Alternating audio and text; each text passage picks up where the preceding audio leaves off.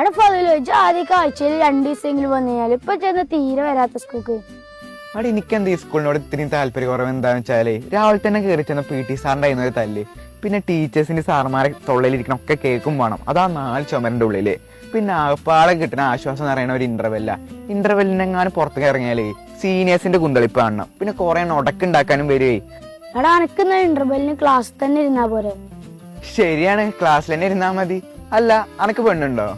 ആടാ എനിക്ക് പെണ്ണൊക്കെ ഉണ്ട്, എനിക്കറിയണല്ലേ.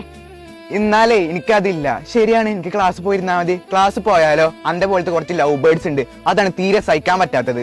ഇതും കൊണ്ട് തന്നെയാണ് എന്റെ പോലത്തെ പലരും ആഴ്ചയിൽ 1 വട്ടവും മാസത്തിൽ 3 വട്ടമൊക്കെ വരുന്നത്. ആ മനസ്സിലായി. എന്നാ ഞാൻ അതല്ല പറയാൻ വന്നത്, നമ്മളെ ക്ലാസ്സിലെ ഷഹാനക്ക് അന്നെ ഇഷ്ടാണല്ലോ. ശരിക്കും നിഷ്ഠ? ഇന്നൽപ്പം നമുക്ക് സ്കൂൾക്ക് പോവാ. എടാ ചെങ്ങഞ്ഞു പോയിട്ട് എന്താ കാര്യം? സ്കൂളൊക്കെ വിട്ടു, ഓളൊക്കെ പെരയിൽ പോയിട്ടുണ്ടാവും. ആ സ്കൂള് വിട്ടൂലേ? എന്നാലേ നമുക്ക് നാളെ രാവിലെ നേരത്തെ തന്നെ സ്കൂൾക്ക് പോവാട്ടോ. എനിക്ക് നേരത്തോളം കാണാം. എടാ ചെങ്ങ നാളെ ഇനി ഞായറാഴ്ച